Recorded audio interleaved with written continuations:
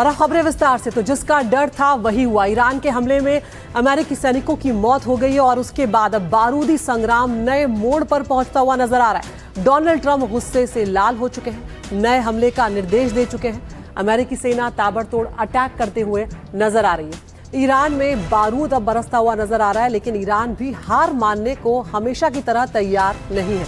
America के हर हमले का जवाब दे रहा है। खाड़ी में जहां जहां अमेरिका के बेस है वहां वहां ईरान की मिसाइलें लगातार गिर रही हैं। और इस सब के बीच में मुस्तफा खामेनी का देश के नाम संदेश भी सामने आया है। इस संदेश में सुप्रीम लीडर ने क्या कुछ कहा है ये आपको बताएंगे, लेकिन शुरुआत कर रहे हैं इस वक्त की बड़ी खबर के साथ। खाड़ी में किस तरह से 8वें दिन भी अब लगातार बमबारी जारी है। ईरान के हमले में 2 अमेरिकी सैनिकों की मौत हो गई है और उसके बाद ये युद्ध और आगे बढ़ता हुआ और भड़कता हुआ नजर आ रहा है। अब तक की जंग में अमेरिका के 16 सैनिकों की मौत हो चुकी है। ईरान के जॉर्डन में अमेरिकी बेस पर हमला किया गया है।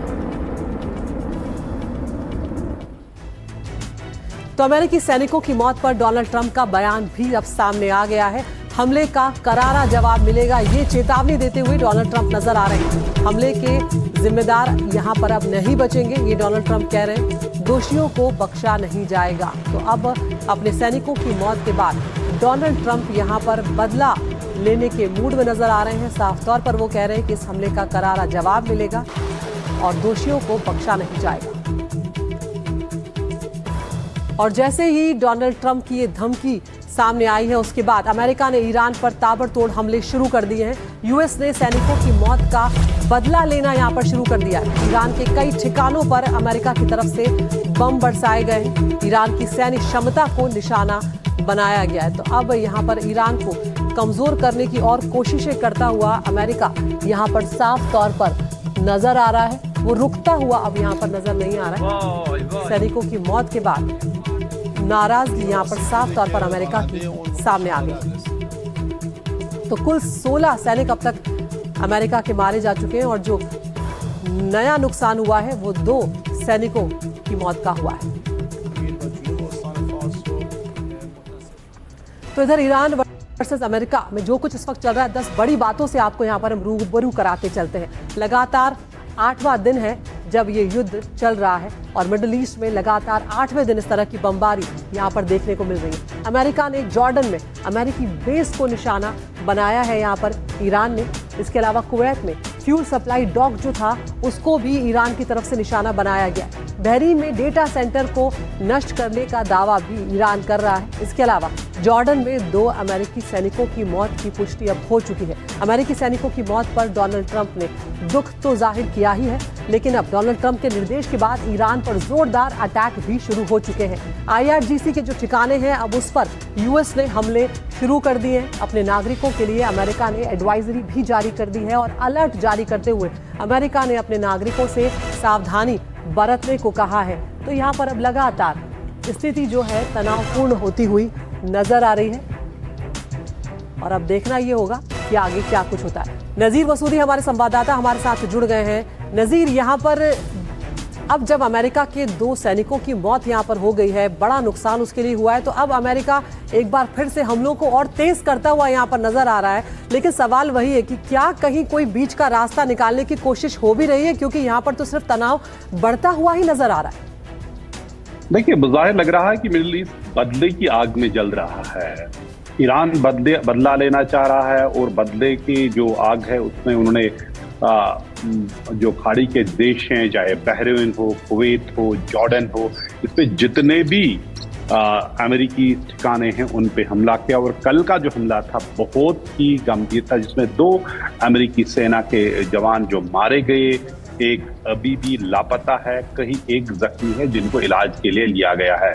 और अमेरिका के लिए कोई छोटा नुकसान नहीं था। ईरान ने हमले किए, वो कह रहे थे सारे जो उनके मिसाइल उनको गिराया जा रहा है एयर डिफेंस की तरफ, लेकिन लगे जिस तरह नुकसान हुआ, जानी नुकसान हो, तो उस तरह के ईरान का जो हमलावर है या पलटवार है वो किस तरह काफी कारगर है और न सिर्फ अमेरिकी बेसिस को नुकसान पहुंचा रहा है, बल्कि अमेरिकन जो सर्विस पर्सनल है, जो सेना के लोग हैं, वो भी मारे जा रहे हैं। और अब तक 16 अमेरिका के जो सर्विस पर्सनल है, सेना के लोग मारे गए और कहीं एक जख्मी हुए। और ये बात डोनाल्ड ट्रंप के लिए कोई आसान बात नहीं है। और अमेरिका में लोग इससे कैसे देखेंगे, आप क्यों, जो एक जंग थी, आपने खुद एक वॉर ऑफ चॉइस बनाया, क्यों वहां गए? और वहां काफी मुखालफत हो रही है डोनाल्ड ट्रंप की ओर, इसीलिए उन्होंने पलटवार का हुक्म दिया और लगातार रात से ही कई जगहों पे, खास तौर पे सिरिक हो, कसम हो, बंदराबास हो, बड़ी तादाद में जो हमले हो रहे हैं क्रूज मिसाइल के जरिए अमेरिका तरफ से ईरान पे, और ईरान बज़ाहिर पलट। बिल्कुल नज़ीर, और आप जो बात कह रहे हैं वो बड़ी बात है अपने आप में कि अब ये बात किसी से छुपी नहीं है कि अमेरिका में खुद इस बात को लेकर डोनाल्ड ट्रंप को विरोध लगातार झेलना पड़ रहा है। उनकी रैंकिंग जो है वो भी काफ़ी नीचे आई है, और जिसका नतीजा उन्हें मिड टर्म इलेक्शन में उससे उन्हें भुगतना पड़ सकता है। आप बने रहिए हमारे साथ नज़ीर, यहाँ पर कुछ और नए अपडेट सामने आ रहे हैं, उनसे भी दर्शकों को रूबरू करा देते हैं। अमेरिका ईरान जंग पर एक और बड़ा अपडेट सामने आया। ईरान ने अमेरिकी सैनिकों को यहाँ पर चेता दिया है, कहा है कि अमेरिकी सेना को इलाका छोड़ना होगा, अमेरिकी सेनाओं को तुरंत इस क्षेत्र को छोड़ देना चाहिए। तो खासकर स्ट्रेट ऑफ हॉर्मुज को लेकर जो तनाव बना हुआ है, उस पर दोनों देश अपनी अपनी यहाँ पर एक तरह से वर्चस्व कायम करते हुए नजर आ रहे हैं। दोनों अपना दावा यहाँ पर ठोकते हुए नजर आ रहे हैं। और अब ईरान ने एक बार फिर से अमेरिकी सैनिकों को चेताया है, कहा है कि ये इलाका उन्हें तुरंत छोड़ देना चाहिए।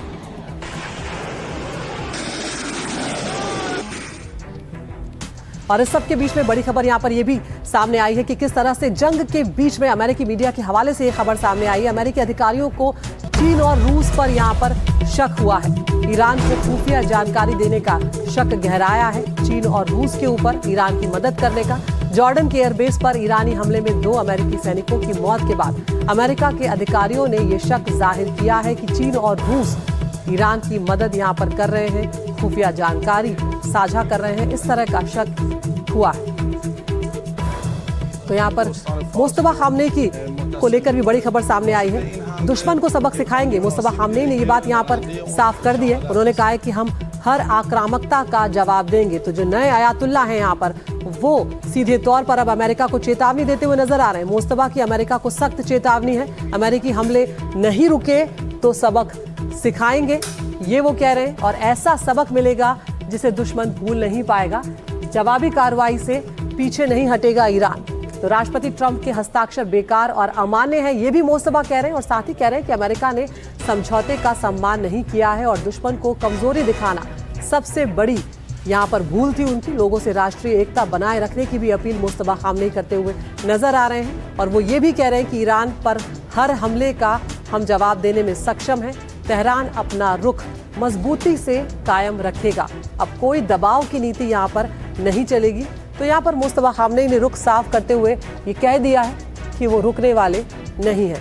नज़ीर मसूदी हमारे सहयोगी हमारे साथ बने हुए हैं। नज़ीर, यहाँ पर मुस्तफा की जो चेतावनी है ये अपने आप में कई तरह की संदेश देती हुई नजर आ रही है, कई तरह का इशारा करते हुए नजर आ रही है। वो कह रहे हैं ऐसा सबक मिलेगा कि दुश्मन भूल नहीं पाएगा। और एक तरह से मुसाबा की जो ये एंट्री है या जिसे कहा जाए कमबैक है, वो भी यहाँ पर ही जाहिर करता है।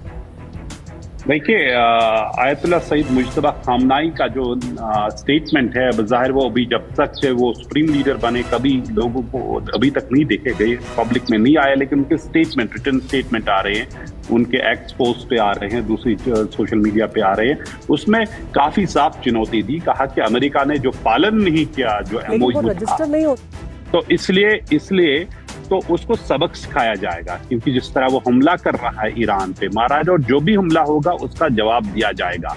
हरमुज तो बात है कि लग रहा है कि ये अमेरिका फंस चुका है इस जंग में, क्योंकि ईरान जो है उससे न सिर्फ क्षमता है बल्कि कुर्बानी देने का भी जज्बा है। वो कोई भी कुर्बानी या नुकसान उठाने के लिए तैयार है, इसीलिए वो रुकता नहीं है। लेकिन दोनों जो देश हैं, चाहे अमेरिका हो ईरान, वापस नहीं जाना चाहते हैं। जो मार्च की जो जंग थी, पूरी ऑल आउट वॉर थी, शायद उस पर नहीं जाना चाहते हैं। धमकियों के बावजूद भी वो जो रेड लाइन है अभी क्रॉस करना नहीं चाहते हैं। लेकिन 2 जो सोल्जर्स के अमेरिका के मारे जाने की जॉर्डन में ईरानी क्रूज हमलों में जो हुआ, उसने हालात को काफी गंभीर बनाया। अगर शायद संयम न होगा तो शायद हालात कुछ भी खराब हो सकते हैं। जिस तरह आयतुल्ला मुज्तबा खामनाई ने अपने जो ट्वीट में धमकी भी दी है अमेरिका के लिए, कहा कि एक सबक सिखाया जाएगा अमेरिका को। और ये सिर्फ सुप्रीम लीडर ही नहीं कर रहे हैं, ईरान का हर एक जो लीडर है, पर्टिकुलरली जो IRGC के जो दूसरे जो मिलिट्री लीडर्स उनके हैं, उन्होंने साफ बताया कि न सिर्फ अमेरिकी हमलों पे कर रहे हैं, बल्कि जो खाड़ी के देश अमेरिका का सपोर्ट कर रहे हैं उनको भी नुकसान भुगतना पड़ेगा। और कई जगहों पे ये भी धमकी दी कुछ मुल्कों में कि वहां लोग उन इलाकों को खाली। कुल मिला के जो हालात हैं दिन ब दिन खराब हो रहे हैं, लेकिन यही लग रहा है कि दोनों देश शायद वो मार्च की जंग में दोबारा वापस नहीं जाना चाहते हैं, धमकी और जवाबी धमकियों के बावजूद। बिल्कुल अजीज, बने रहिए। इस सब के बीच में अमेरिकी मीडिया के हवाले से जो बड़ी खबर सामने आ रही है उससे भी यहाँ पर रूबरू करा देते हैं। अमेरिकी अधिकारियों को चीन और रूस पर शक और ज्यादा गहरा गया है। ये शक हो रहा है कि ईरान को खुफिया जानकारी चीन और रूस जैसे देश देते हुए नजर आ रहे हैं। जॉर्डन के एयरबेस पर ईरानी हमले में 2 अमेरिकी सैनिकों की जो मौत हुई है, उसके बाद अमेरिका के अधिकारियों ने ये शक जाहिर किया है कि रूस और चीन से इंटेलिजेंस मिलने का यहाँ पर शक है। नजीर, ये बात जब पिछली बार युद्ध बड़े स्तर पर चला था तब भी सामने आई थी और ये शक तब भी अमेरिका को हुआ था। अब जब यहाँ पर 2 सैनिकों की मौत हुई है तब ये जो शक गहराया है, इसके पीछे का आधार क्या नजर आ रहा है यहाँ पर? देखिए, इसमें दो कोई छुपी बात नहीं है कि ईरान और रशिया के ताल्लुक हैं, डिफेंस संबंध है, ये इसके साथ चाइना के साथ भी है, दो राय नहीं है। और दोनों जो मुल्क है अमेरिका के दोस्त नहीं है और जंग में अमेरिका का साथ नहीं देंगे। और जाहिर सी बात है जैसे तैसे तो साथ तो ईरान का ही देंगे, ये कोई जकी छुपी बात नहीं है। और अमेरिका को जब भी मौका मिलेगा वो कर रहा है। जिस तरह अमेरिका ने यूक्रेन में खुल के साथ दिया हर तरह से ताकि रशिया को हराया जाए, रूस को हराए, लेकिन ऐसा नहीं हुआ। इतने साल जंग हुई है तो जाहिर सी बात है अमेरिका, जो रशिया हो या चाइना हो, वो कहते हैं ये बॉक डाउन हो जाए, हार जाए ये जंग। और जो अभी तक हुआ, कम से कम जीत के कहीं आसार नहीं है अमेरिका के इस जंग में। और हर दिन किसी न किसी तरह का नुकसान उठा रहा है। और जो उनकी बेसिस हैं वल्नरेबल बन रहे हैं पूरे जो खाड़ी के देशों में। और खाड़ी के देशों को भी आप खास साफ लगाया है कि अमेरिकन बेसिस उनको प्रोटेक्ट नहीं कर सकते हैं। वो अमेरिका के लिए सबसे बड़ा नुकसान है और सबसे बड़ा धचका है। कुल मिला के अगर वो इस पे रशिया हो या चाइना उस पे शक कर रहे हैं, उन्होंने इंफॉर्मेशन दी, कोई नई बात नहीं है। और जाहिर सी बात है वो दोनों मुल्क ईरान का साथ दे रहे हैं, चाहे खुफिया हो, चाहे सामान के हिसाब से हो या टेक्नोलॉजी ट्रांसफर की बात। बिल्कुल नजीर, बहुत बहुत शुक्रिया आपका इस तमाम जानकारी के लिए। तो फिलहाल तो तनाव बढ़ता हुआ ही यहाँ पर नजर आता है, लेकिन अब यहाँ पर हम आगे बढ़ रहे हैं और बेंजामिन नेतन्याहू को लेकर यहाँ पर ज़ोहरान ममदानी का बड़ा बयान सामने आया। न्यूयॉर्क के मेयर हैं ज़ोहरान ममदानी, उन्होंने कहा है कि न्यूयॉर्क दौरे पर आए तो गिरफ्तार कर लेंगे। ये कह रहे हैं ज़ोहरान ममदानी, जो न्यूयॉर्क के मेयर हैं, नेतन्याहू को लेकर। नेतन्याहू की गिरफ्तारी पर न्यूयॉर्क में कानूनी मंथन लगातार चल रहा है। सितंबर में नेतन्याहू का अमेरिका का दौरा प्रस्तावित है और ऐसे में न्यूयॉर्क के मेयर का ये बयान अपने आप में एक तरह से विवाद पैदा करता हुआ भी नजर आ रहा है। और ये देखना होगा कि इस पर अमेरिकी सरकार का क्या रुख रह सकता है।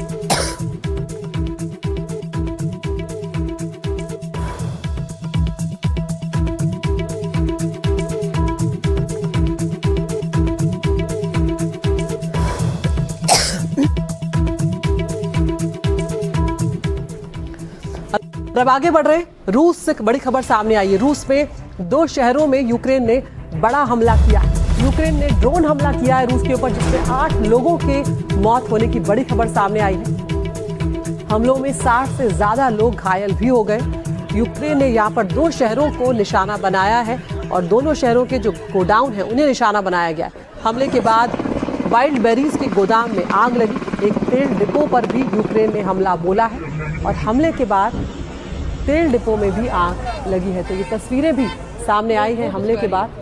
मॉस्को की तस्वीरें आपको दिखा रहे हैं। तो यूक्रेन ने बड़ा हमला बोला है। रूस के 2 शहरों को यहाँ पर यूक्रेन की तरफ से निशाना बनाया गया है और ड्रोन से किए गए इस हमले में 8 लोगों की जान जाने की खबर सामने आई है।